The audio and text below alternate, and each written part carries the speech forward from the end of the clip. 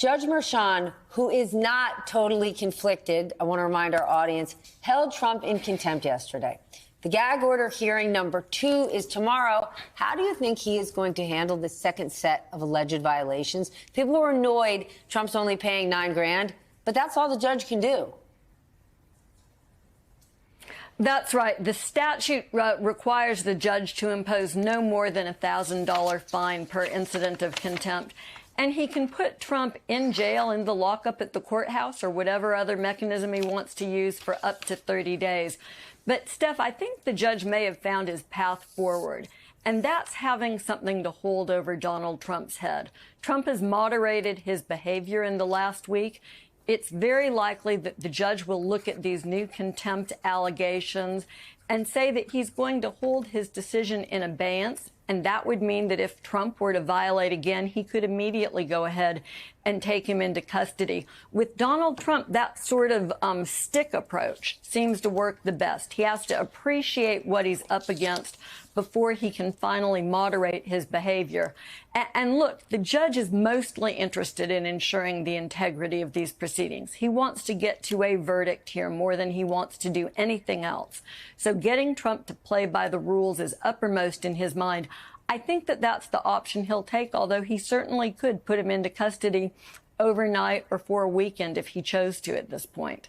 Joyce, on this show, we always say the truth matters, but only if you hear it. Republican Senator Tom Cotton recently posted this: the threat to lock up Trump for exercising his First Amendment right is outrageous. Now, Tom Cotton went to Harvard Law. Every time I hear him say something like that, it makes me feel even better about my Lehigh education. He knows better. What on earth is he doing? Just backing Trump no matter what? Because this is not outrageous. It's the law. That's right, Steph. I think that's a really savvy assessment. He's backing Trump no matter what. Tom Cotton knows that Trump does not have a First Amendment right here that exceeds the reasonable, tailored, and narrow restriction the judges placed on him in order to protect the integrity of the trial. This doesn't have any legal significance. It's pure political support. All right, Molly, you're taking notes, so I must turn to you. Keith Davidson has emerged as a key witness in this trial. We're going to hear from him again tomorrow. What's your take on his testimony so far? He's a name nobody even heard of until last week. Right. I think he's like David Pecker in that he sets the stage, right? He speaks to the documents, right? He speaks to the hush money contract and the fake names and the way they did it. And again, remember, there are two things that they want to prove. One is that this wasn't about Melania, right? This was about his, right, which it totally wasn't. And we knew that. We all knew that. But, you know, the defense is they want to say that this is about protecting Melania, which, of course, it wasn't. And then the other thing they want to prove is that this helped the campaign. And I think that he's a really good witness for that. And he's also really clear. And part of, I think, the play here is that to sort of save the very dramatic witnesses.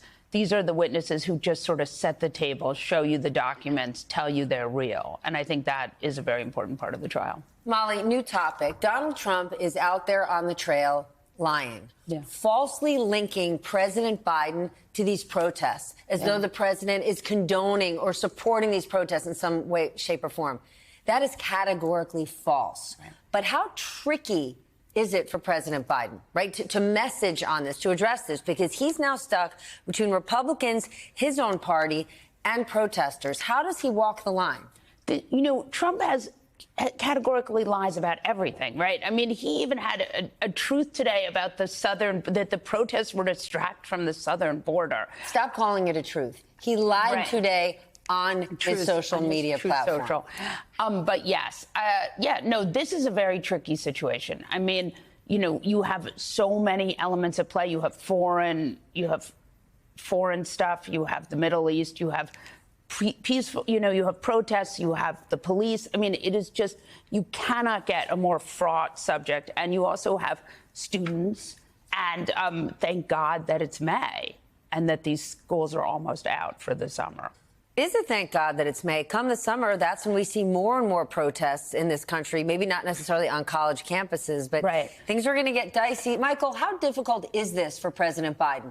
He needs to figure out his position on the protests, and at the same time, he is contending with this megaphone of misinformation and Donald Trump lying about the president's ties to it.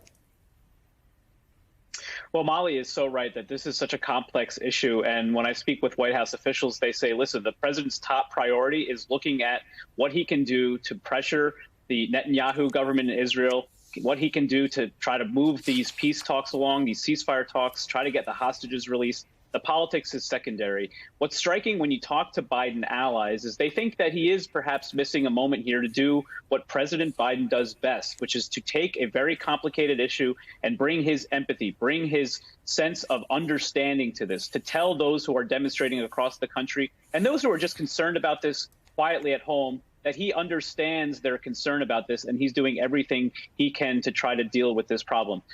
You look at what happened 4 years ago, Steph. We remember, of course, the protests that emerged all across the country, even in a pandemic, after the murder of George Floyd. President Biden, then candidate Biden, was out there very quickly. He gave a major address talking about the importance of supporting law enforcement, but also the pain that African Americans were going through. We haven't quite seen that yet. That might change next week. The White House announced today that the president is going to give a major speech next week at the U.S. Capitol about anti-Semitism. We know, of course, how strong the president has supported Israel, has spoken out against anti-Semitism. This is also, I'm told by a White House official, an opportunity for him to maybe address those demonstrations, those who are behind them, those who are trying to peacefully protest, to say that he hears them as well.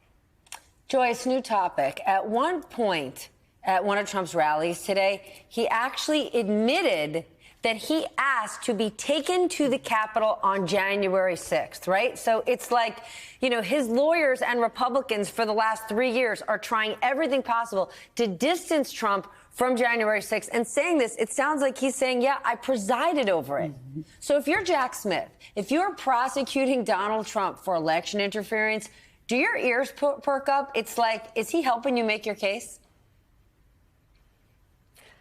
Well, look, I suspect that Molly isn't the only one taking notes today, right? I mean, when you have Trump making a comment like this at the rally in Wisconsin, absolutely, Jack Smith is getting the video clip. And that's something that, you know, if this case ever makes its way to trial, I think we will hear the prosecution play that for jurors to show that Trump was not distant from January 6th. He was engaged. He encouraged. Now, that's not maybe the same thing as proving absolutely that he intended to obstruct an official proceeding. But it's getting awfully close. In cases, whether it's this one or Manhattan, they're built on circumstantial evidence. That means not just one piece of evidence or one witness, but layer upon layer of evidence, which makes it unlikely that that intent wasn't there. This is a great piece of evidence for the prosecution. Michael, today Vice President Harris was in Florida, and she explicitly tied Donald Trump to the abortion bans, like the 6-week restriction that went into effect today. But then she added this. Momentum is on our side. Just think about it. Since Roe was overturned, every time reproductive freedom has been on the ballot, the people of America voted for freedom. From Kansas to California to Kentucky, in Michigan, Montana, Vermont, and Ohio, the people of America voted for freedom. And not by a little, but often by overwhelming margins. All right, Mr. Memoli, President Biden has a lot of accomplishments, right? In infrastructure, around climate, around the economy, but none of them are easy to message. Is abortion the clear issue that this campaign sees to get people to the polls?